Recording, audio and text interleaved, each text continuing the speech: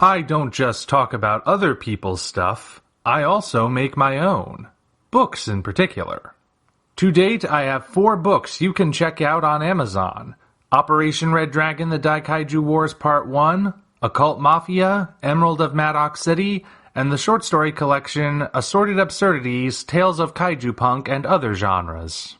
Hop on down to the description for Amazon links to all 4 books. Enjoy whichever ones you read, and enjoy the video. Hello, ladies and gentlemen. I am the Omni viewer, and I have an odd relationship with historical dramas. On the one hand, there are great movies out there based on real-life events and people, and it can be a great time sitting down to watch them. They might even get me interested in researching things I had no prior knowledge of.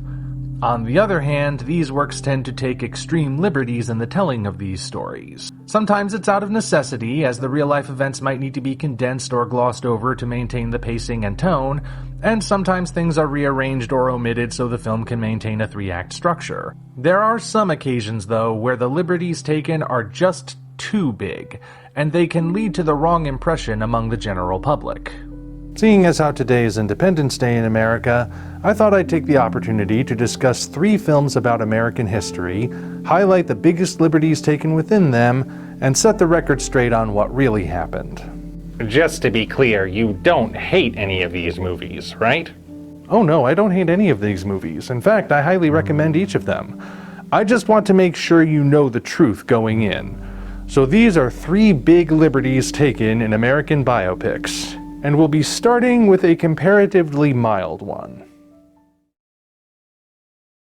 Number 3. Alvin York's Instant Salvation, Sgt York. The account of Sgt York is one of the greatest tales to come out of World War I, and when you first hear it, you're liable to think it's made up. Alvin York, a man from a region of Tennessee so backwoods that the whole town only had one phone in the general store, initially had reservations about going to fight in Europe. When he was drafted, he claimed conscientious objection on the grounds that he was a devout Christian and pacifist, and was therefore against violence. However, his years spent hunting meant he was too good of a marksman for the army to lose, so they basically told him he had to fight anyway. While in the Argonne, he and his squadron found themselves in a dire situation where only a handful of them, York included, were left, and the Germans held the high ground. In a risky move, York stormed the hill by himself, picked off a few enemy soldiers, and convinced the rest, 132 of the Kaiser's best, to surrender to him. This seemingly impossible act made York one of the most decorated soldiers in the whole war and a household name back in America. When offered the opportunity to use his fame for sponsorship opportunities that would have made him filthy rich, he turned them down. Though he had saved many lives, both of his allies and his enemies, by doing what he did, he had still been forced to kill, and he was not proud of that, so he refused to stand on the bodies of his fellow man for his own profit. That part, by the way, is all true. I know it sounds too crazy to be believable, but it actually did happen. Captain America really existed, his name was Sgt. Alvin York, and he didn't need comic book science to be an all-American hero. Okay, so why did you bring this one up? Because of the scene where York becomes a Christian. You see, York wasn't always a peaceful man of faith. At first, he was very rowdy and violent. But one night, in the movie at least, a storm raged when he set off to kill a man who had done him wrong. He became lost, dazed, was knocked from his horse when lightning struck, and being soaked to the bone and wounded, he may very well have been facing his own demise. Yet the sound of a hymn led him out of the rain and towards the light of his local church. The pastor, who had been trying to get through to York for years, welcomed him in, and from that moment on, Alvin York's soul was saved. It's stunning, it's cinematic, it's compelling. It's complete fiction. Yeah, pretty much. To be clear, Alvin York really did go from being an impulsive man of the sword to a peaceful man of the word, but it didn't happen in such a sudden and dramatic fashion. In reality, his conversion took several years, in which his fiancée Gracie Williams was instrumental. There was no single come-to-Jesus moment like what we see in the film, or if there was, it was just one step in a very long journey.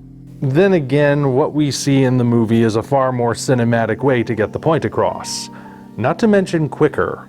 The movie is nearly 2.5 hours long after all, and this was about the only place where they could properly condense the story. York himself didn't take issue with this part of the film as far as I know, so it's ultimately minor, but it is still worth noting. Number 2. Backstage Drama, 3 Little Words. Among the most influential songwriters in American history are the dynamic duo of Burt Kelmar and Harry Ruby. Beginning in the 1910s, these two wrote many of what would come to be known as the Great American Standards, including Who's Sorry Now, My Sunny Tennessee, I Wanna Be Loved by You, and the song which serves as the movie's title, not to mention various songs for the Marx Brothers. These two were an unstoppable force in the music industry, and their story was ripe for adapting to film. Was it, though? We'll get to that, Snazzy, we'll get to that. In the movie, Kelmar and Ruby have a somewhat rocky partnership fraught with arguments from the very beginning, but the greatest betrayal comes years after they were well established. Kelmar had apparently been working on a Broadway play in his off time, something he believed would be his magnum opus, but he could never get backing for it because, by all accounts, it stunk. When he finally did get a backer, Ruby feared that the play would flop and leave his partner devastated, so he anonymously convinced the backer to, well, back out, and Kelmar was none the wiser, until a mutual friend drunkenly spilled the beans.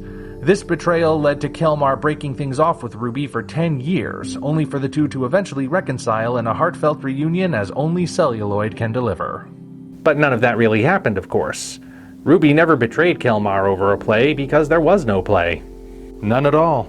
Kelmar never had Broadway ambitions, being perfectly content with his place in the musical zeitgeist, so there was nothing to betray him over. In fact, no kind of betrayal at all ever occurred between these two. The 10-year split did still happen, though, right? It did, but it was an amicable split and always understood to be a temporary one. The real Kelmar and Ruby just felt like they had worked together for so long that it was time for a break and they would get back together when they were ready, which they did. Truth be told, these two had very little drama in their lives.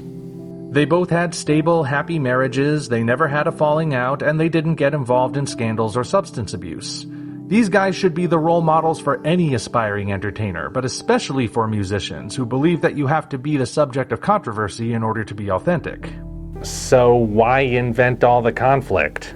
Because of that age-old adage that a story without conflict is no story at all. While a story about two musicians who lived clean lives could potentially work, the studio wanted drama, so drama was added.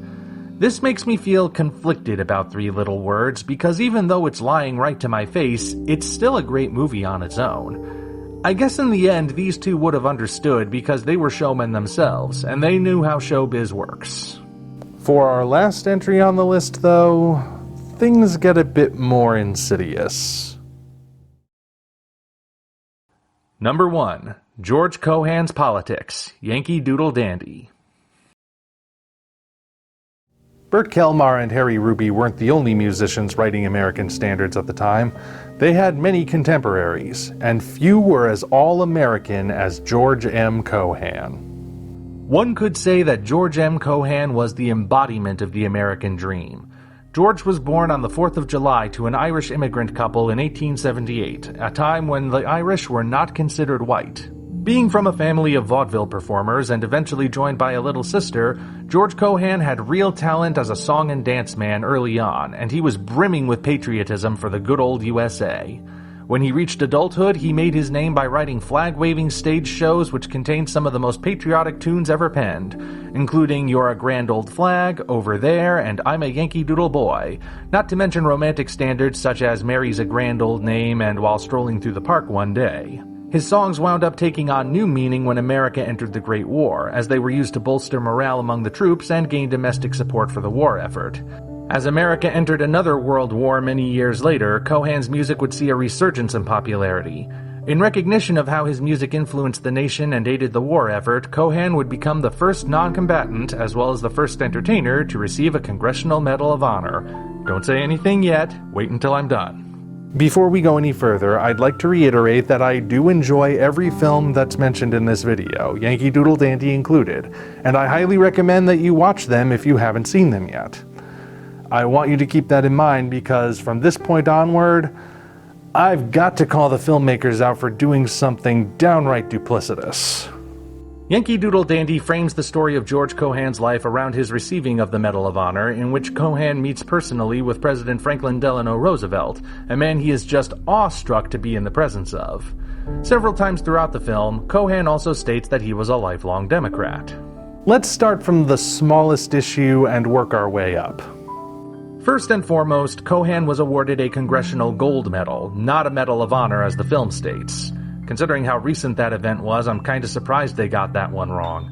Second, Cohan never met with Roosevelt for any reason, not even to receive that medal. Third and most significant of all, Cohan was not a Democrat.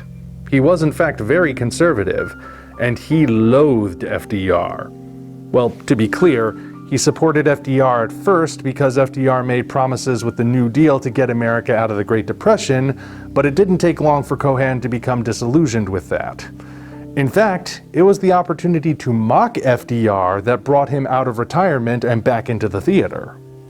Cohan portrayed Roosevelt in a musical entitled I'd Rather Be Right, which the movie plays off as a loving parody, but which was really a scathing satirical rebuke of the president and his policies, which was what drew Cohan to the role despite having been retired by then. But why did the movie change all that? Politics, Snazzy. What else? You see, filming began in 1941, and the Second World War was already raging in Europe. America was still claiming neutrality, and a lot of people were strongly opposed to getting involved. Despite this, FDR was gravitating towards involvement anyway, but was not about to make the final call without a darn good reason that everyone could get behind. Then the attack on Pearl Harbor happened, and the isolationist movement sank with the Arizona. Oh, and did I mention that FDR was a Democrat? This meant that views on entering World War II were usually split along party lines, and eventually getting involved was seen as a cultural victory for the Democrats. This played into the changing of Cohan's politics for his biopic. The film is basically telling the audience, look, Cohan supported our troops the last time we went to war, and he was as patriotic as a person can get. Now we're reviving his songs to enter a new war, and as you can see, he supports this one as well. He also supports our president, who we're going to shoot the same way we'll shoot Jesus Christ in Ben-Hur a few years from now. And did we mention that Cohan was a Democrat, also like our wonderful president? That makes him one of us, so ours is the side of patriotism and true American valor. You don't want to be unpatriotic, do you? And even though I think it goes without saying, yes, this would be just as underhanded if it were done in reverse. In current political discourse, a lot of conservatives have been quoting George Orwell to describe the actions of the far left. What Yankee Doodle Dandy does is akin to if a conservative filmmaker made a biopic about Orwell that portrayed him as a conservative, even though he was a liberal, just because it would be politically advantageous to do so. Orwell wasn't a modern liberal, though. No, but let's stay focused. The point is that this movie misrepresented Cohan's political leanings for entirely self-serving reasons, and for as much as I like this movie, I just can't get behind that. Yankee Doodle Dandy is really good, but it would have been better if it were honest. With all of that said, I repeat, I really do enjoy every movie I've spoken about in this video. In one way or another, they all excel when it comes to entertainment, and even the people whose lives they represent could find it in their hearts to forgive the liberties taken. Still, it's easy for people to assume that if it's based on a true story, it must all be true, and I just wanted to do my part in setting the record straight. I highly recommend watching all of these movies, but I also recommend keeping the truth in mind when you do. Until such time as we meet again, this is the Omni Viewer wishing you a happy Independence Day.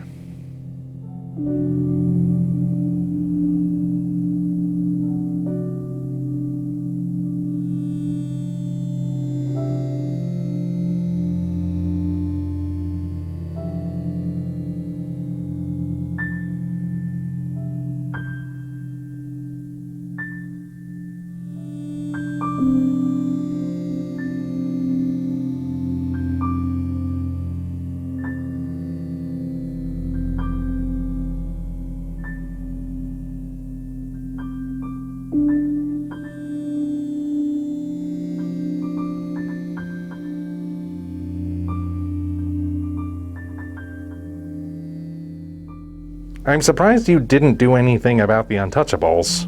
Well, that would require a video unto itself, Snazzy, seeing as how Elliot Ness made up practically everything that makes it into the movies. Oh yeah, good point. Congratulations, you reached the end. If you enjoyed this video, you might want to consider supporting us on Patreon. Of course, the other way to support us is to go to Amazon and check out our books, Operation Red Dragon: The Daikaiju Wars Part 1, The Occult Mafia, Emerald of Maddox City, and Assorted Absurdities, Tales of Kaiju Punk and Other Genres. Also check the description for links to DeviantArt and other platforms we operate. Thank you all for watching. We'll see you next time.